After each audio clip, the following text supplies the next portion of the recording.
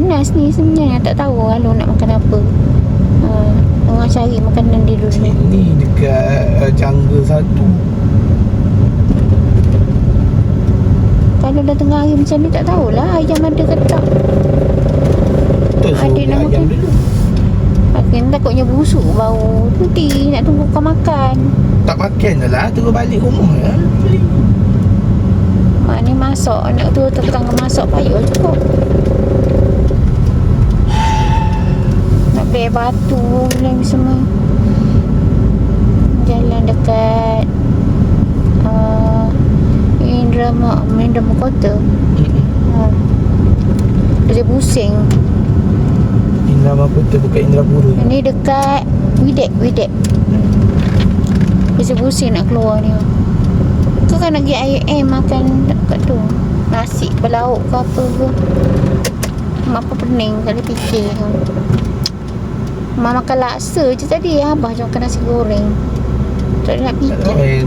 Yang nasi berlauk Kelantan tu buka lagi tak? Dia try tengok. Tak boleh makan si pokok. Mana-mana lalu. Kenapa dia pusing macam tu? Oh, mak blank. Kalau tak dekat kalau kereta depan M-Box ni tak tu. Nampak dia pun tak buntut lebih. Dah gitu serong lah. Hijau boleh gerak. Tapi takut dengan kereta lah. Kereta belah sana ni pun tak nampak nanti dia orang ni. Apa lagi tengok macam mana. Tengok Along nak ke mana. Kau nak ke mana?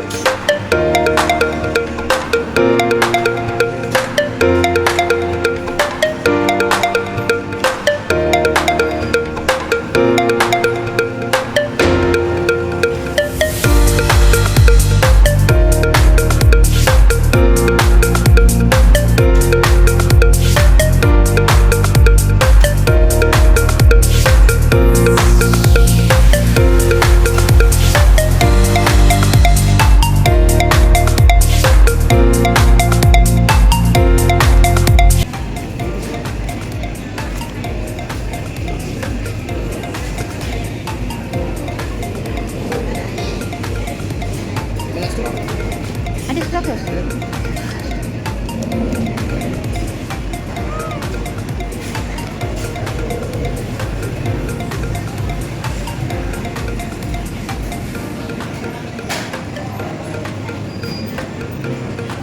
Satu apa harga dia?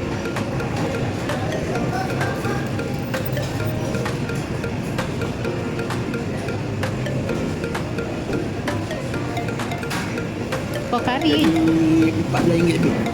yang mak tadi 16, 17. Dia set kan? RM59. Adiknya? RM9 lebih. Buat ala kad. Adiknya? RM9 lebih. Sama je lah. Dia ala kad. Tak set. Kau punya ada set ada air lah. Dia set dah. Itu je beza dia. Kau kari? Kali. Oh, Ini asing ni. sedap ke? Uang yang sama dia asing. Satu kali. Sama tak bagi orang. 5 tahun.